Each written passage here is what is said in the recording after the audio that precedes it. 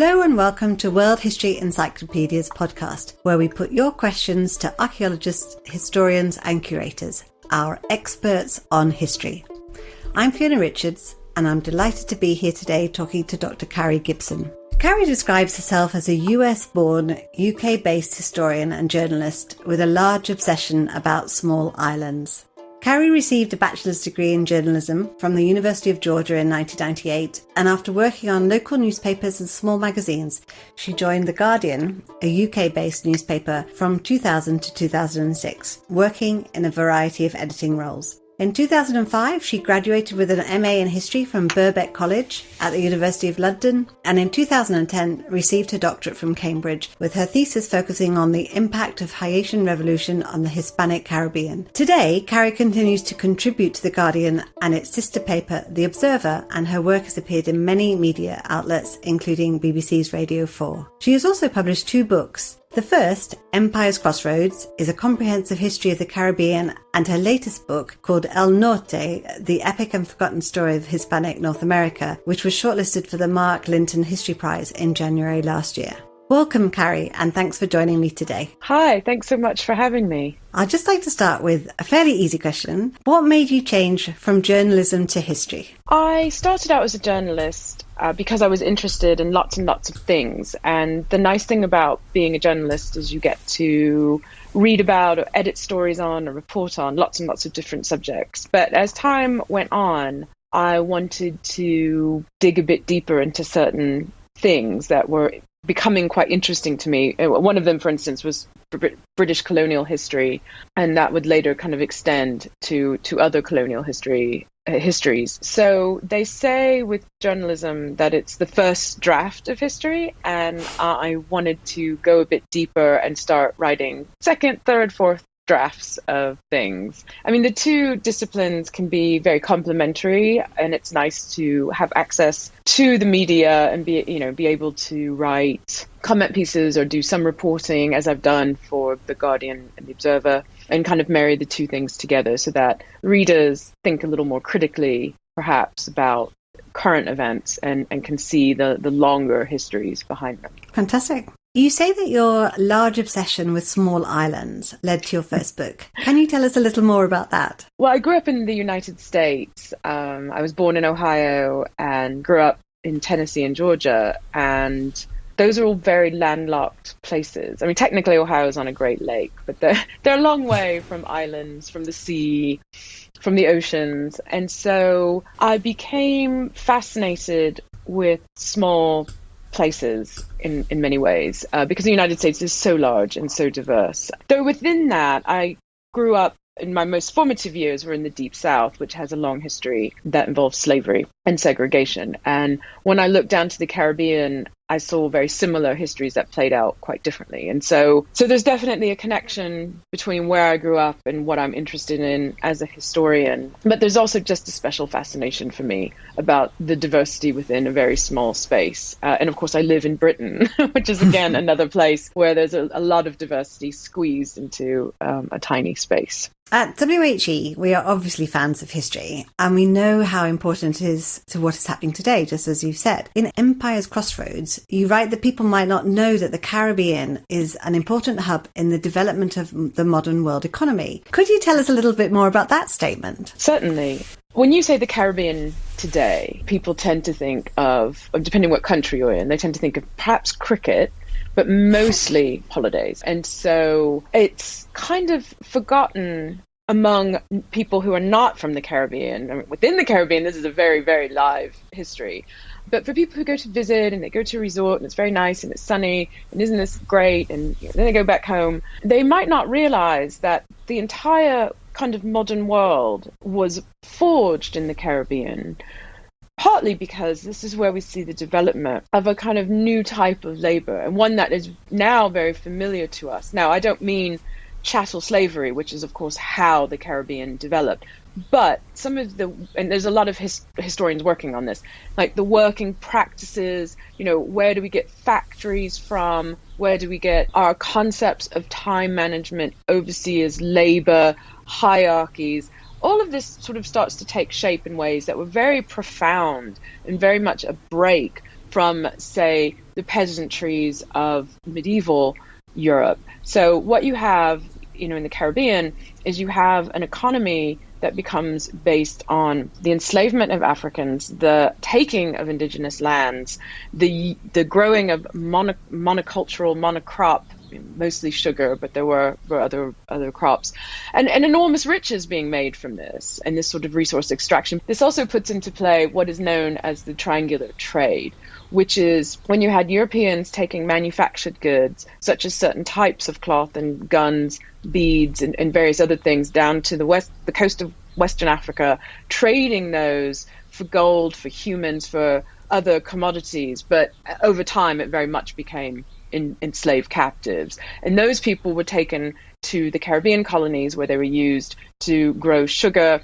And so sugar was then brought back to Europe or taken to North America. There were also byproducts of sugar, things like molasses. So it was also kind of a trade between the British North American colonies, and I'm going to use Britain as an example, and Britain's Caribbean colonies in terms of goods as well. So you have this kind of triangular trade taking shape, and this really, there's a lot in it that we would recognize today. No, thankfully, chattel slavery is gone, but many of the other aspects to what came out of this we can still see today. And of course, the money that was made in this helped to fund the Industrial Revolution back in Britain, where we have horror stories of children working in looms and all kinds of abuses in the sort of late 18th, early 19th century that again were later reformed.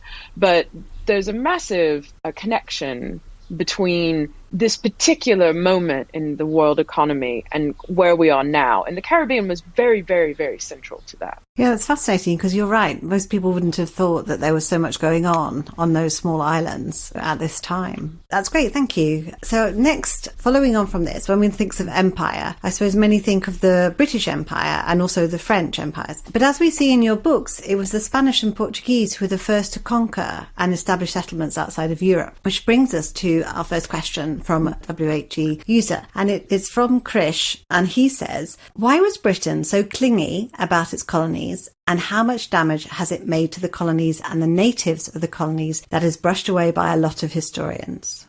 So the first thing I would say to that is that a lot of this history is not brushed away by historians. There's a little bit of a structural problem in that a lot of the books that are published by academic presses that involve scholarship that has taken decades to do don't really get the sort of wide distribution that ones for the more commercial presses do.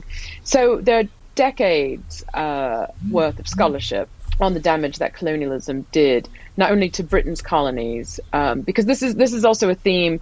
In just to go back to the earlier point, this is also a theme of the other colonial powers. And we have the Portuguese were the first to branch out and start exploring down the coast of Africa. They institute an African trade. They make colonies in Madeira, the Azores, and this later expands into sort of Brazil, across the Atlantic into Brazil. You have the Spaniards starting with the Caribbean and Columbus, again extending through the hemisphere. You have the French showing up in the Caribbean. They also show up in Louisiana by the early 1700s. You have the Dutch all over the place as well. They have a few Caribbean islands. They have Suriname. The colonial question is one that kind of affects a lot of the major European powers today. And scholars are working on these sorts of questions. What is the relationship to these former colonies, to these imperial powers? What was the damage to the people who live there? What is the current state of how people think about this? But the problem is, like I say, it's really hard to get access to some of these books if you're not in the field, although thankfully a lot of them are coming out on Kindle and ebook. So there's a lot going on within the profession and what's being talked about within it and like on academic Twitter and things like that. However, there is a huge disconnect with what's happening publicly coming from people in power. I mean, certainly in the case of Britain, there is a narrative coming from the right about the need to reclaim certain histories, and one of those is that of colonialism. And there's kind of a willingness to disavow all these reassessments that have been going on for like the past 20 or 30 years.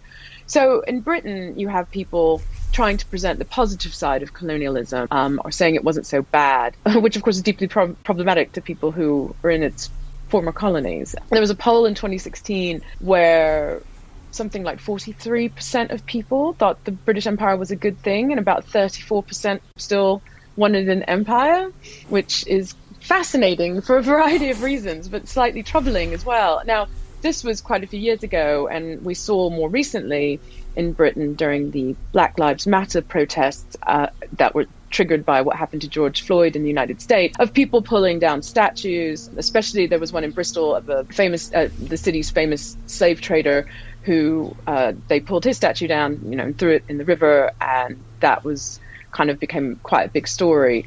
And certainly we're seeing Christopher Columbus's toppled in other places, and there's very much kind of a backlash more generally. But in Britain, there is a debate going on right now, and it is quite heated. I would say that there are similar debates in places like Spain and Portugal, but to a much, much lesser degree. And then there's France as well in all of this. And France has kind of two strands, and Britain does too, which I'll get to in a minute. But France has its earlier empire where it was involved in the slave trade. It was the colonial power of Saint-Domingue, which became Haiti, and then it made Haiti pay reparations in order to recognize its independence almost more than 20 years after its independence, and that sort of thing. And then you have kind of the French fallout from the later empire, which involves Algeria and North Africa and all of the issues around that. And in Britain has that too. It has this earlier slave trading empire. Britain had a Royal African Company. It was absolutely involved in the slave trade, but it also has the later empire, decolonization, starting with India, the decolonization of African territories and that sort of thing into the 20th century. So these questions span a really, really long time period. And in the present moment in Britain, there's this really kind of vague lip service being paid to this idea that empire was this great thing. But, if you look at when it's happening, it's coming at a time of terrible anxiety under a right-wing government. Britain has left the EU. It's standing alone as a nation. That looks very, very fragile. The Scots are about to vote again on whether or not to have a referendum. And so there's this discourse coming from political leadership about harkening back to this time when Britain had a level of global power and strength. But to my mind, strong, confident nations don't do this. They try to be very clear-eyed about their past, own up to their shortcomings, and make amends to the communities who suffered under their jurisdictions. And to me, that is true strength, not kind of bluster about greatness and empire and so forth, much of which, as anyone who lives in former colonial spaces knows, was built on resource exploitation and violence in order to exist. So historians have really been on the case with this, but some of the changes in the discourse has to come from public leadership. And right now, if it's in their interest to wave a nationalistic flag, it appears that they're going to do that. But certainly, I think there is a good proportion of the population in places like Britain who do understand the damage done by empire and who were part of the protests against that. And so, in that sense, I think there is a public tide that is changing. But most of the historians, certainly within, say, Britain, or people within Europe and the US who work on colonial issues, have very, very much been examining those. Fantastic. Thank you. Carrie, moving on to your second book, I have a question. What led you to write a history of Spanish influence in North America? In some ways, this was a merging of two things. One of them is my interest in the Caribbean. And I should say that I also, for my thesis, have specialized in the Spanish Caribbean of islands, the Spanish Caribbean islands of Cuba, Puerto Rico, and the Dominican Republic. And I speak Spanish. But the reason I speak Spanish is that I learned it in high school. And the reason I learned it in high school is I had a very good Spanish department because we had, over the course of my high school years, an influx of students from Mexico. This was the 90s. The 90s, it was the NAFTA years, and we were starting to see people come to work in the town where I went to high school, which was Dalton, Georgia. And Dalton, Georgia has a lot of carpet mills, and so people were coming for jobs. And there was kind of this whole program where teachers went to Mexico to kind of up their Spanish skills, and then Spanish-speaking kids were coming to emigrate into a school system that until that point had a pretty limited English as a second language program. And so I was really fortunate in that sense to get my introduction to this whole world at a very early age. And it obviously having the language skills has been very handy, but I never really thought I would work specifically on the United States. But then I was in the Caribbean during the 2012 election, and I remember watching kind of the run up to it and being really surprised. I hadn't watched a lot of US television, and we were in Barbados, and I feel like maybe we were watching it via cable or satellite. And I was just really surprised at the rhetoric around immigrants and people who are immigrating specifically from Mexico and Latin America. And I'd been out of the country. I moved to Britain in the late 90s. And so I was really shocked that the kind of language that was still being used was very, very reminiscent of the way people talked about influx of migrants during NAFTA. And so it kind of triggered my curiosity about this story, because I knew from the Caribbean and from the history of the places that's kind of adjacent to it, like Florida and Louisiana, that there was this Hispanic connection. And then I started to kind of piece together other things: California, Cuban exiles in New York, Puerto Ricans in New York, the whole story of Puerto Rico. And I just thought, wait a minute, there's this like enormous landscape here to explore. And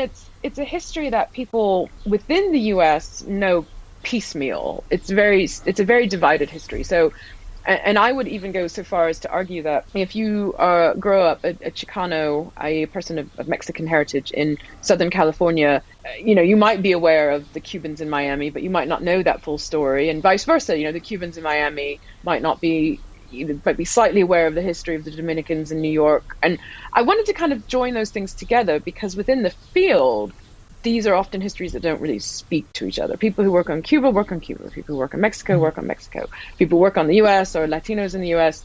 work on that. And I just thought, well, wait a minute, there is this huge panorama. And some of that has been done, but I just thought in the context of everything that's going on, it was worth revisiting.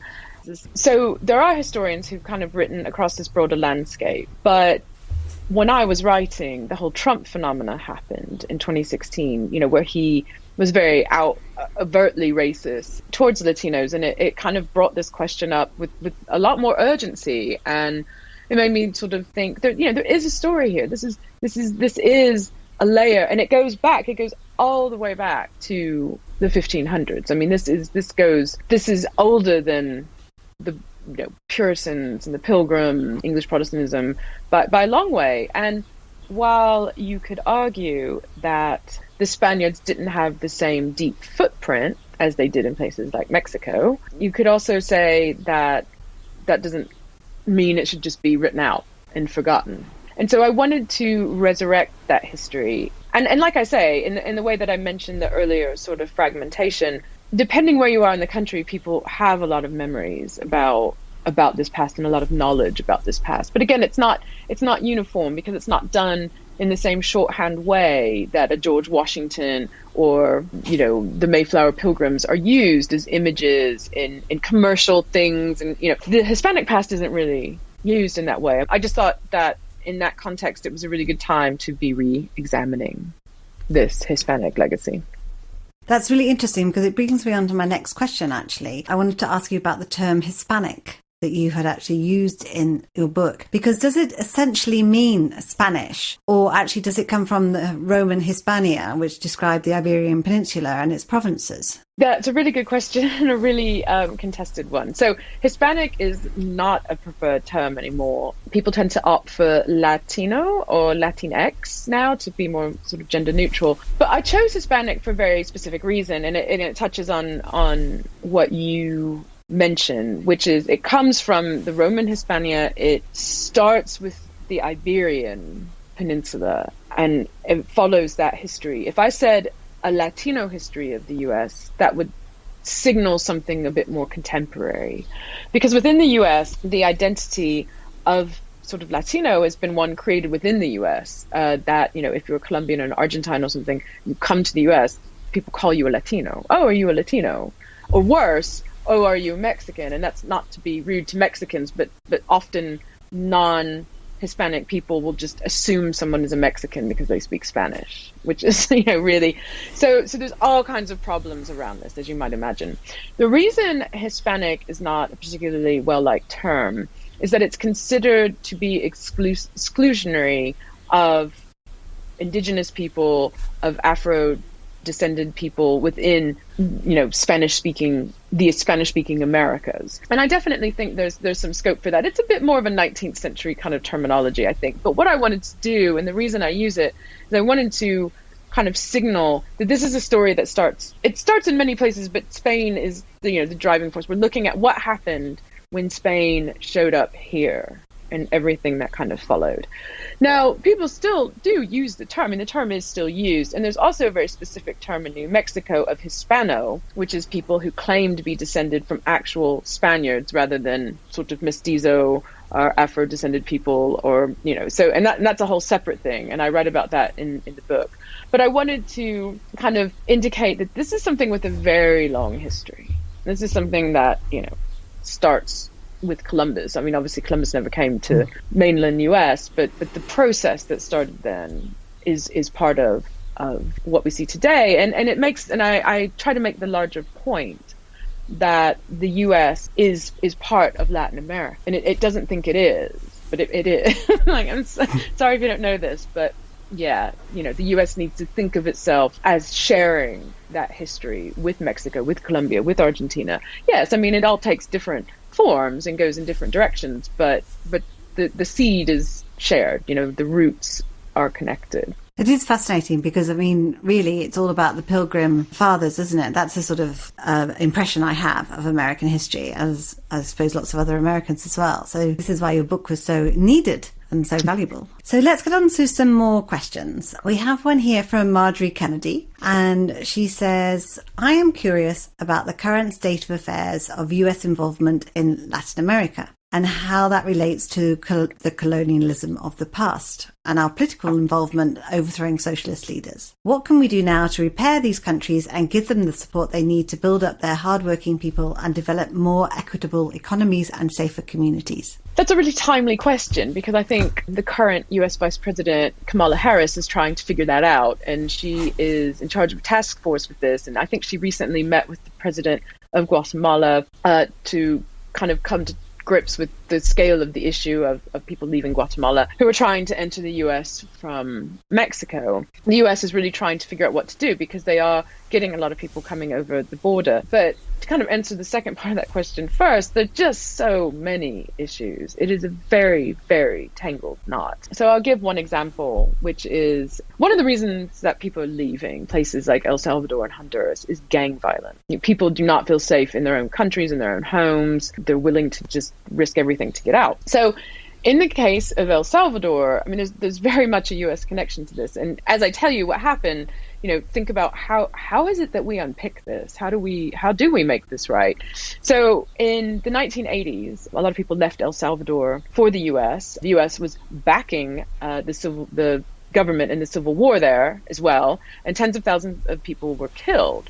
So one place that a large immigrant community developed was in LA, and some of the people there became involved in street gangs. Some of those gang members got involved in drugs or whatever and were arrested and imprisoned and connected in prison. And then in the 1990s, there were changes in the law that made it easier to deport criminals, people who had criminal records. And these people were returned to El Salvador. And my understanding is often the government was not told that they were being deported with criminal records. And so you had these sort of gang members coming back. They were already connected. They were able to plug in to those connections. And then, a country that is unstable, there's power vacuums, there's drugs. And so, for instance, you see this resurgence of this sort of development of horrific gang violence in El Salvador, and it's causing people to leave. And that's just one example. This is not a problem that just happened in El Salvador and then, people just trying to flee it. It was the push and pull of the two countries. Why did people leave in the 80s? U.S. involvement. So you can see that this is very, very hard to unpick. And the U.S.'s fingerprints, unfortunately, are on quite a lot of countries, in fact, probably all of them. And a lot of this obviously relates to the failure of the war on drugs as well. And now it's kind of at varying degrees of intensity. And for a long time, the heartland of it was Colombia. Now it's Mexico. But the problem is that it's the consumption end, which is the US and Europe, and so here we have again people in rich countries extracting a commodity. This time it's legal. It's not sugar. It's cocaine. It's illegal. And the poor pay the heavy price. You have people who are forced to farm poppy seeds, forced to farm marijuana or coca that's being taken from them. And again, it's really hard to come up with a clear answer on this because on the back of it, there's gang violence, there's narco violence, but there's also corruption. And narcos can afford to pay off people at the highest level of governance and security. So we do have things like legislation in the US that has legalized marijuana, but, okay, marijuana dries up, but then opioids soar. So legalization offers some routes out of this, but, if it's only going to be marijuana, then it's only going to be limited. So there's this kind of outside market pressure. There's the internal pressure. And, and you see these things colliding in places like Mexico, where you have narcotraficante militias basically fighting the military and police on one hand and corruption within the military and police on the other. So that's, again, a very complicated problem that has built up over decades and is going to probably take decades to resolve in some form. I mean, the easiest way is to not have a market. People just didn't take illegal drugs. But that clearly is a little more easier said than done. And now we also see the rise of climate issues. So, hurricanes are getting worse with intensities. Definitely Central America has been battered pretty badly. Mudslides, people who live in vulnerable housing or in places that are now flooding that didn't used to. And I mean, this is affecting rich countries, so imagine what it's doing to poorer countries. And that's one of the pressures too, making people head towards the border and raising questions about, okay, how do we keep people in Honduras or Guatemala or Nicaragua when their lands are flooded? Like, how, should it be aid? Should it be more pressure from international bodies? And, but international bodies haven't always covered themselves in glory either. And things like the International Monetary Fund have come in for a lot of criticism for putting huge debt burdens on these very small nations. So, we do have the US in the 20th century inflicting a lot of damage in terms of not only resource extraction, things like guns, drugs, and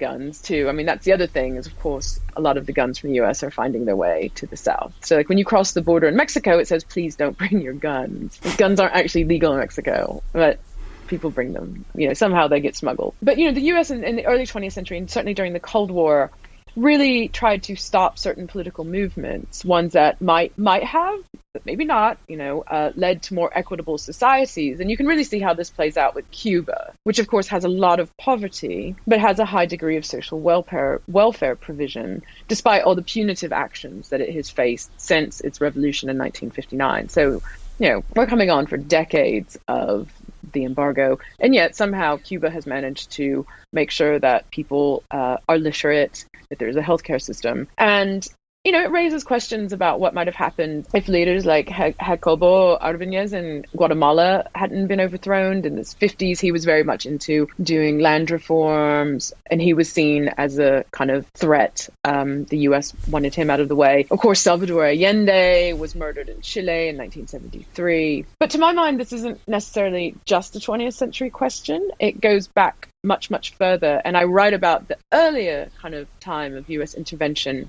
in El Norte in my book. So let's not forget, for instance, in 1846, the U.S. provoked a war with Mexico, which resulted in the Treaty of Guadalupe Hidalgo, which ceded thousands of acres of Mexico to the United States. So you have the states of Arizona, California, New Mexico, Colorado, Utah, and parts of Wyoming were all part of this enormous territory that the U.S. was ceded after this particular war.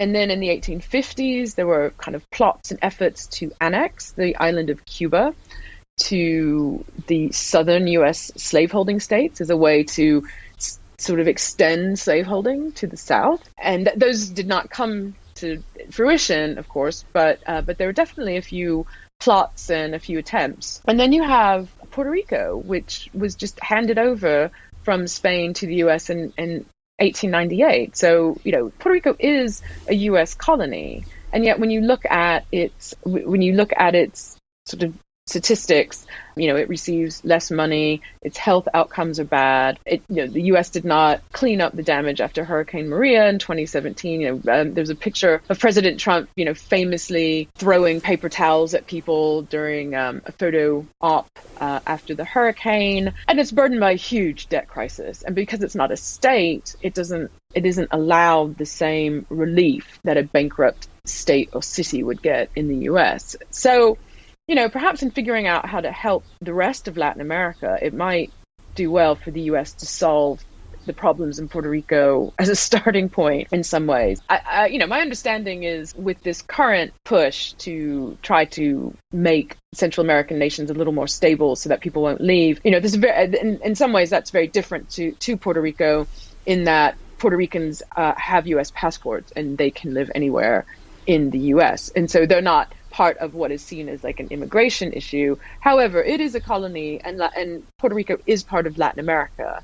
And so, the way that the U.S. sort of treats it is quite emblematic, I think, of its larger relationship with the rest of the hemisphere. Gosh, that's fascinating. I didn't know that Puerto Rico was a colony. It's technically they call it a commonwealth or whatever, but it's a colony, basically. So oh, goodness. They're always having referendums on independence and stuff. Like there's been multiple kind of referendums, and it's a real push-pull because Puerto Rico has better infrastructure than a lot of other Caribbean islands because it does have U.S. money, but it's still treated worse than if it were a state. Okay, we have another question now from Karen Phillips. It's one of those what-if questions. So she asks, regarding Latin America, Haiti and the Caribbean, theoretically speaking, what could these areas be like now had they never been invaded by Europeans? What could the peoples already calling these areas home be like? How might they have progressed culturally and economically speaking? Could their already extant cultures have merged over time, or would there be more likely to have constant struggles? I'm afraid I'm never really great with counterfactual history, and I do find it hard to imagine what it would have been like if the Europeans had never arrived, or if they'd been killed off or run off enough times to significantly quash any desire to ever cross the Atlantic. And it's funny with Florida, and I read about Florida and El Norte, it took multiple attempts to put a colony on Florida. It's kind of like that wasn't such a great idea. It took almost sort of 50 years and multiple attempts and people dying, including Juan Ponce de Leon, before the Spaniards had a very small settlement in St. Augustine and in the 16th century. So I think it's hard for me to think about what would have happened because we are still discovering a lot about what existed before 1492. Now, the picture is far clearer than it was, say, like 50 years ago. But the important thing to bear in mind is that these societies are not and were never static or homogeneous. So just to take like the main examples, which would be the Mexica or the Aztec, as people call them, the Inca, and then I will include the Arawak in this. And the Arawak people were kind of northern South America and the Caribbean, but in the Caribbean, Europeans called them Taino and Carib, but it's basically all part of a similar group. So in the first two, I mean, these were imperial systems of their own, the Mexica and the Inca. So, would have there been constant conflict? Absolutely. These were diverse conquered people living under their rule. Now, in the case of the Arawak and the Circum-Caribbean, there was more fluidity and movement, but there was definitely cultural mixing and that sort of thing. And there was just a lot of blind spots for a long time about these cultures because we didn't have the archaeological practices that exist now. And I think as well, it was probably quite easy to romanticize them, or maybe we should say exoticize them, as these quite kind of Edenic places that, were untouched by the problems of the modern world, or they were also presented as the opposite sometimes, as like these savage places where people had human sacrifice, and it kind of went between these two extremes. But really what we have are places that were just, real societies with their own practices and cultures, most of which Europeans did not understand. And a lot of the circulated sources of the time, especially in like the 16th century, and this really bears repeating, were done by priests and people who wanted to convert the people that they met. I mean, not all of them, but it was either people who wanted gold or wanted to convert, or so we have to think about who's been narrating our ideas about these people. Now, that being said, with new DNA technology and other scientific innovations, we're starting to get a very different picture. So one thing that is obvious is that the arrival of Europeans disrupted the systems that were there, the hierarchies, the gender relations, the agricultural sort of practices and that sort of thing.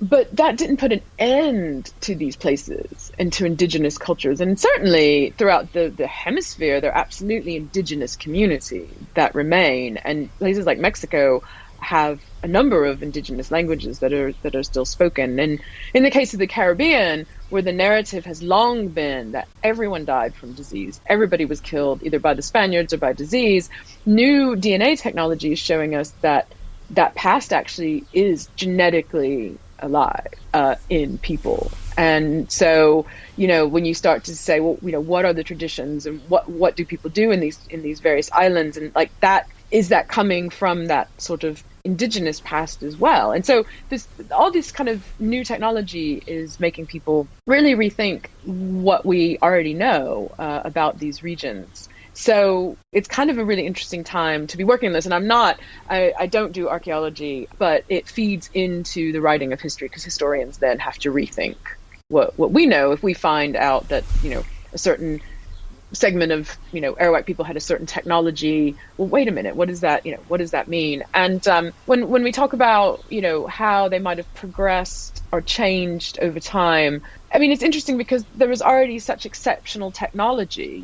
I was thinking of like the Inca with like their metalwork, their quipu knotted strings. You have the Mexica with their like their built environments, their cities, their aqueducts, the way they, manage space. You have, the Arawaks with their navigational prowess. And we see all of that still lives today in various ways. We think about Mexican textiles or silverwork, and so some of that's still alive, but some of it was just, I wonder, I mean, it is an interesting question in this sense, if the European encounter maybe had come later and a different type of weaponry had been developed in that gap, would that have changed things? I mean, the Europeans came with guns, or would the biological moment have been different? It just so happened that the diseases that were brought over were damaging to the people of the Americas. But what if everything happened 100 years later and actually the Europeans were the ones that died? And other places they did. I mean, certainly diseases like malaria and stuff absolutely killed Europeans by the dozens, hundreds. But in this particular moment,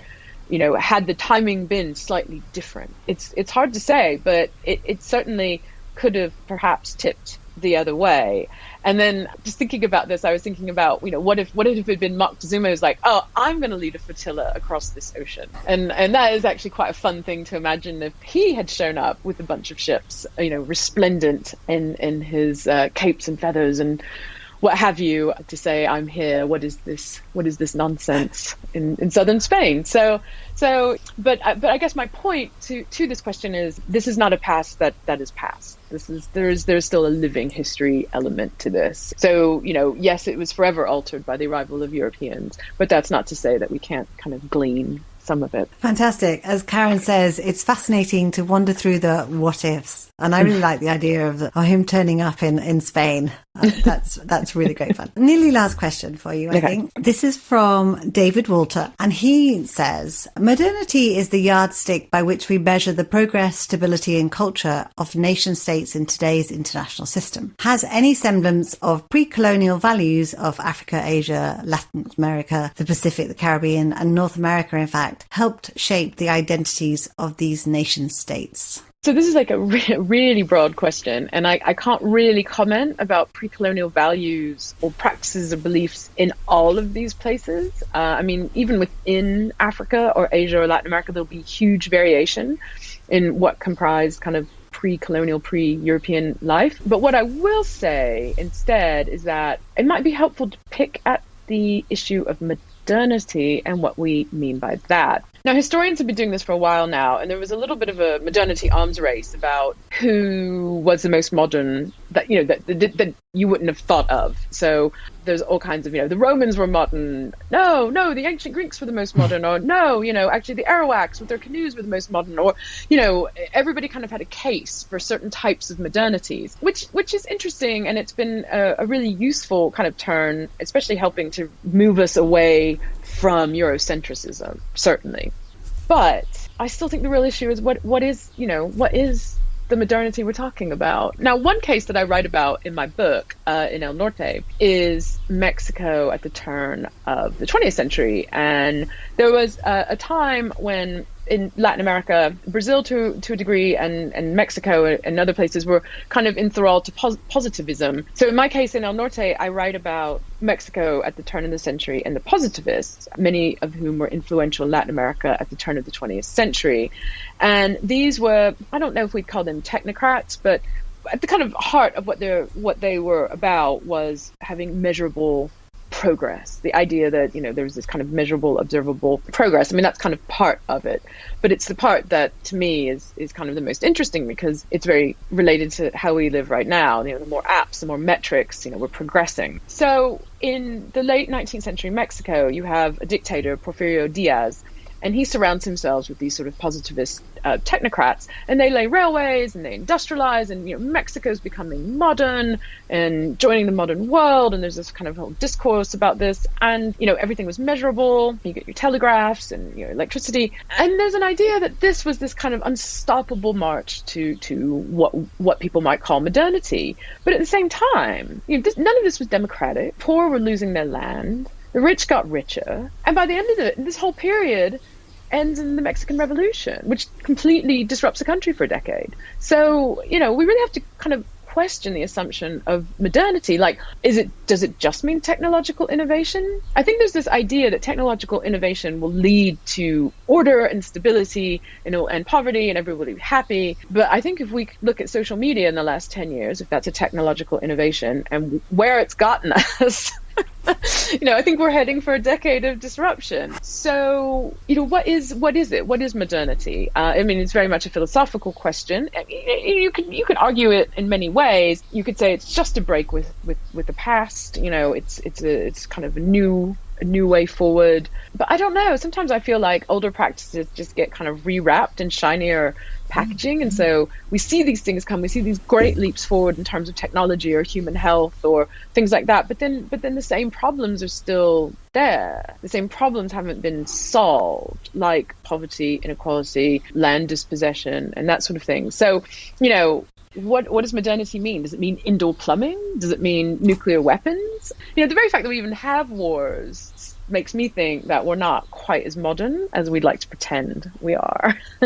Oh, thanks very much, Carrie. And finally, what is next for you? Are you working on a new book or concentrating on articles for The Guardian at the moment? I am attempting to work on a new book. It is going to be about the abolition of slavery in the Americas. It's going to very specifically focus on African slavery, which was the majority of the slavery in the Americas as a hemisphere. And I want to especially look at the struggle for freedom from the enslaved, from runaway slave communities, from free people of color. I want to look at the story from that perspective, rather than the necessarily, the Quaker abolitionists and William Wilberforce. Like, that's all obviously part of it, but there's a really interesting and rich history of the multiple ways that people tried to gain their freedom, and the legal barriers that were erected kind of at every turn. And on top of that, I kind of want the book to be a bit of a meditation on democracy and the connection between democracy and freedom and how we think about it.